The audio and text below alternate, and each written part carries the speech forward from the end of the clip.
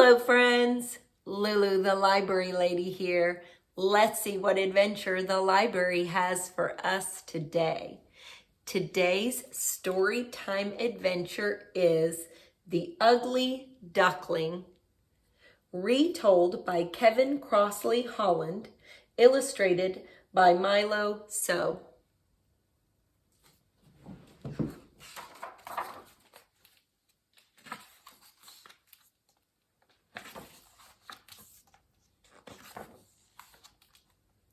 How lovely it was in the summer country.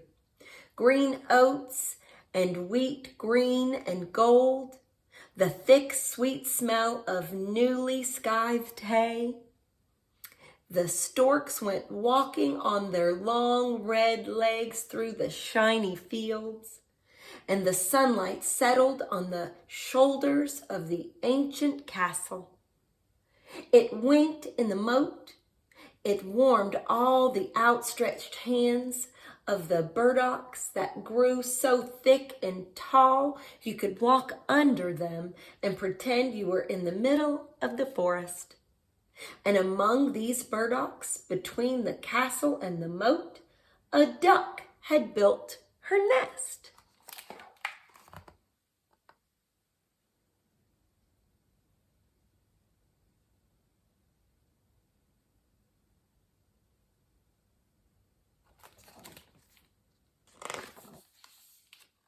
One by one, her eggs cracked. One by one, little heads poked out, little eyes blinked, little beaks opened. Peep, they said, peep. Quack, said their mother. Look around you. So the ducklings blinked at the green world, and the green was good for their eyesight. How large is the world, peeped the baby ducklings. Large, said the mother. You haven't seen half of it. It stretches as far as Church Meadow. When the duck stood up, she saw one of her eggs, the biggest one, still had not hatched. Bother, she said. How much longer? I'd like to go for a swim.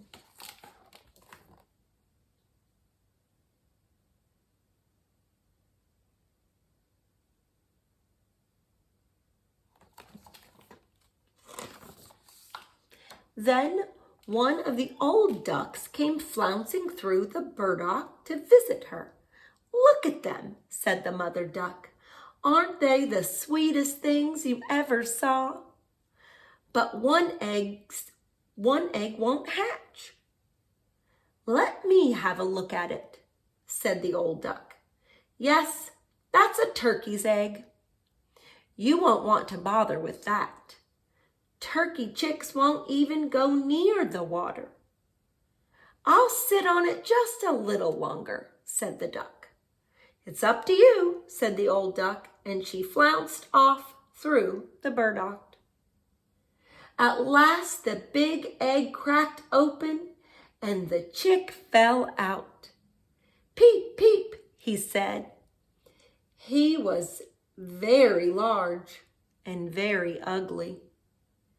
He doesn't look like the others at all, said the mother duck.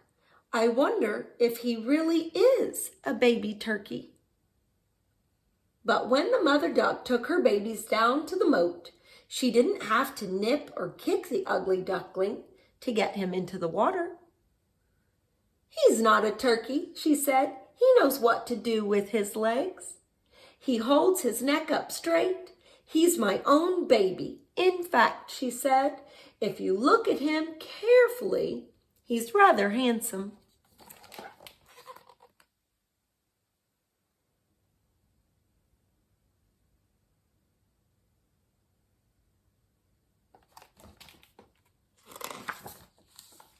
Later that day, the duck led her family to the barnyard to meet everyone.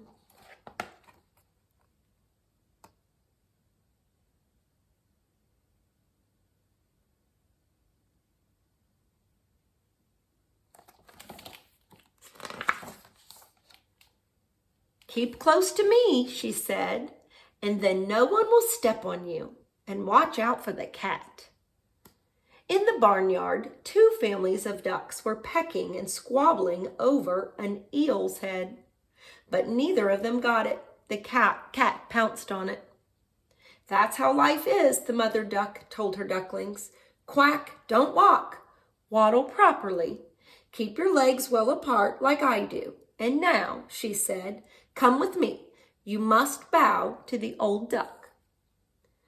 But then other ducks began to gather around the mother duck and her little family. "We don't want this bunch, do we? There's enough of us here already. Look at the ugly one. We're not having him."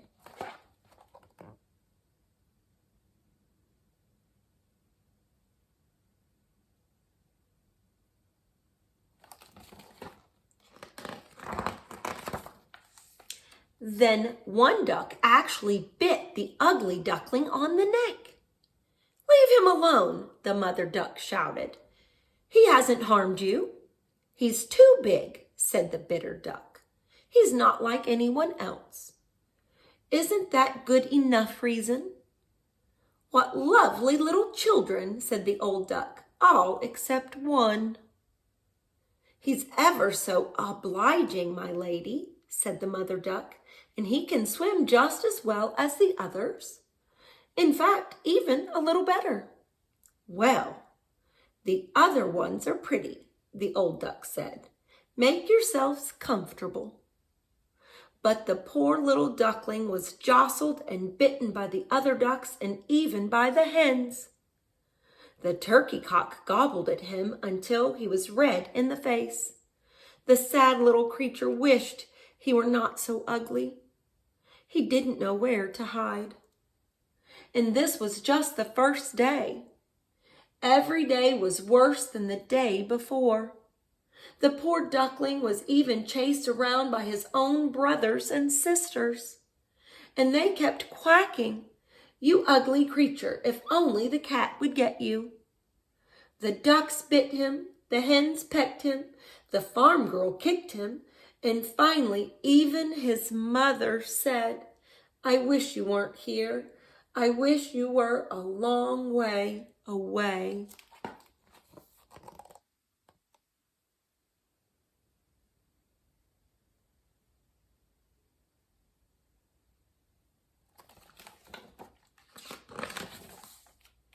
Then the duckling ran away.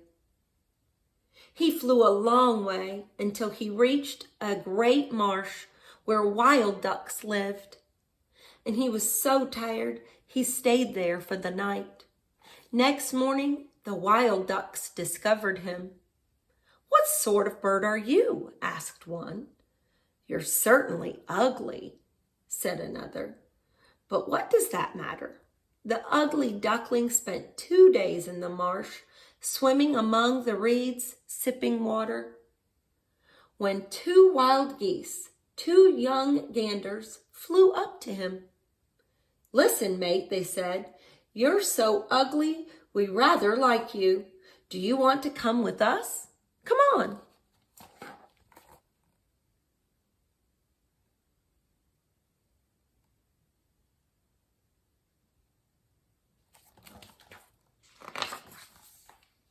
Bang, bang! The 2 young ganders fell into the reeds, dead. The water turned red around them. Bang, bang! The whole marsh was surrounded by guns. Guns in the bushes, guns among the reeds, guns in the trees. A great skein of wild geese started up. There was blue smoke over the marsh and the sound of splashing dogs. The poor little duckling was terrified. Just as he was tucking his head under his wing so as to hide himself, he saw a large dog eyeing him through the reeds. The dog's tongue was hanging out and it bared its teeth. But then, splash, splash, it just turned away. "Mercy," cheeped the little duckling. I'm so ugly, not even the dog wants me." The shooting went on all day, and it was hours before the frightened little duckling dared raise his head from under his wing. Then he ran away. He scooted out of the marsh and across the fields, fighting his way into the wind.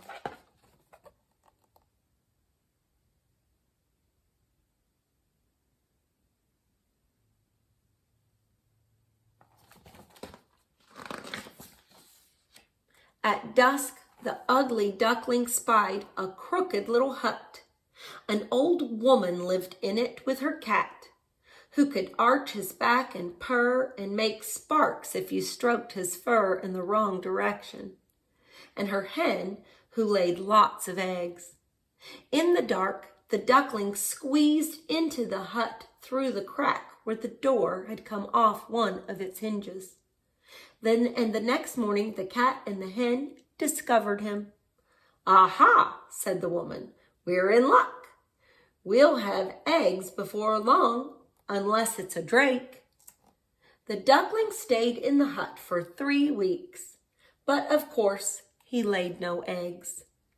And the cat and the hen, who thought they knew everything, scarcely let the duckling open his mouth.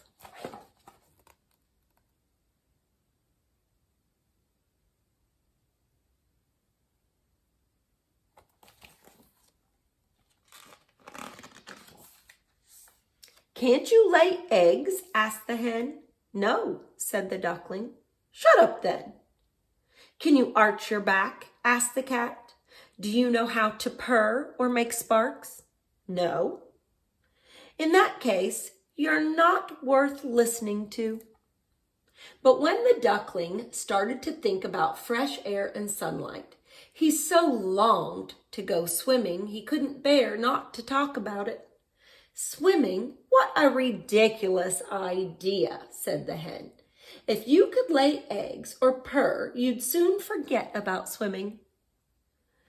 "It's so lovely to float on the water," said the duckling, "and wet your head and dive to the bottom." "So lovely," said the hen. "I think you've gone mad, quite mad." "You don't understand," cried the duckling. "Don't understand, don't I?" said the hen. "The cat and I understand a great deal more than you ever will. It's time you did something useful." "No," said the duckling, "I'm going to see the wide world for myself." "You do that," said the hen.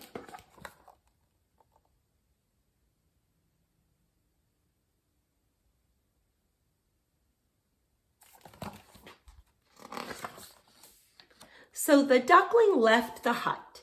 He walked and he flew until he came to a lake where he could float and dive to the bottom. The other ducks turned their backs on him because he was so ugly. Autumn came, and the yellow and brown leaves danced in the wind. Winter followed, and the clouds sagged with snow and hail. "Caw, caw," crowed a raven perched on a fence. "Caw, cold."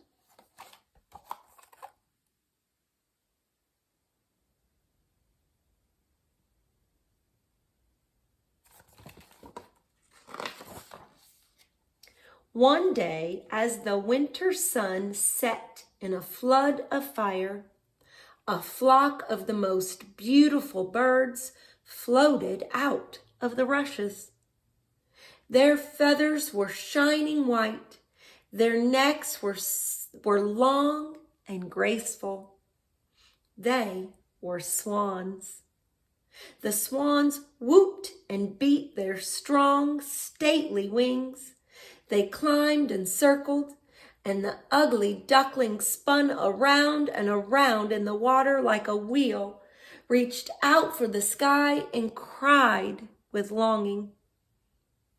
Then the swans flew away south to a warmer country, and the duckling dived to the bottom of the lake. He was so miserable. He knew he loved these birds far more than he had ever loved anyone before. And he didn't know where they had gone. He didn't even know their names. It grew cold and even colder.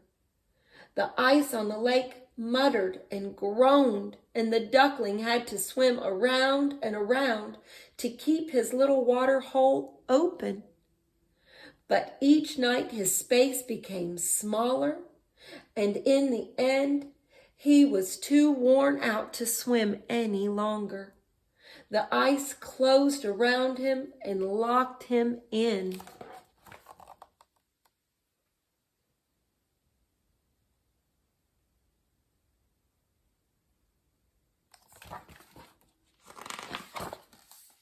Next morning, a farmer found the duckling. He kicked away the ice around him and freed him. He put him under one arm and took him back to his wife. The duckling was so scared of the farmer's playful children that he spread his wings and splashed straight into the milk pail. From there, he blundered into the butter churn, and then he flapped into the flour barrel. The farmer's wife was furious. She shouted at the duckling and chased him with a poker, and the duckling flew out of the farmhouse door. He lay under some bushes in a little drift of snow.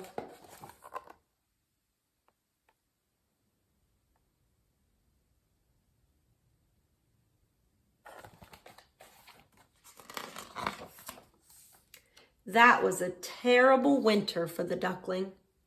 All the same, he managed to survive. And one morning he felt the sun shine warmly on his back. Spring had come again. Then the duckling spread his wings. They were so strong now and stately. He climbed and he flew, and far from the lake he saw a lovely garden. The apple trees were in blossom. The lilac bushes bent low over a winding canal. Then out of the reeds floated 3 swans. They ruffled their feathers. They sat so lightly on the water, and for a second time the duckling was filled with a deep sadness. "They're royal birds," he said, "and I'll fly down to them. And if they tear me to pieces because I'm so ugly, or because I try to speak to them, well, I'd rather that than be bitten by ducks and pecked by hens and kicked by the farm girl and frozen by the bitter cold."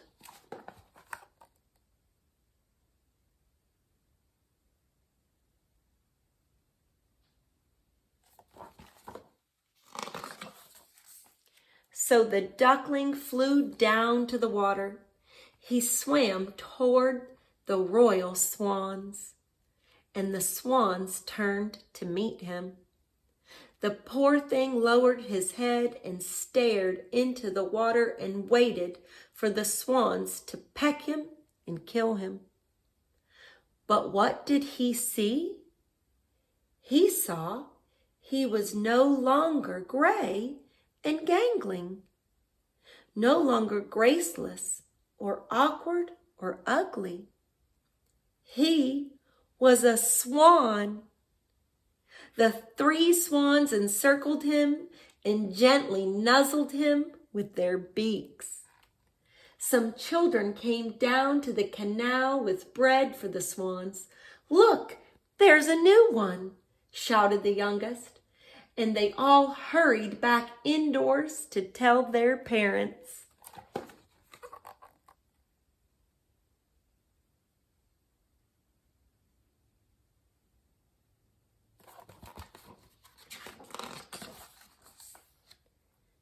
Then the whole family fed the swans with bread and cake, and they all agreed the new one was the loveliest of all.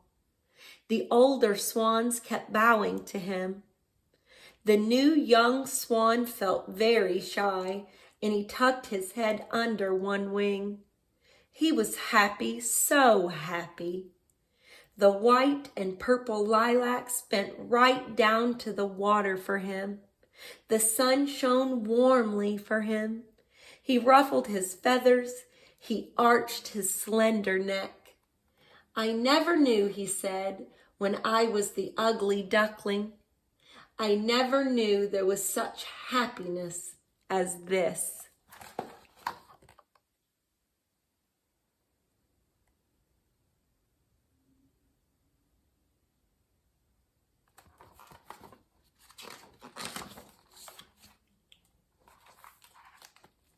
The end.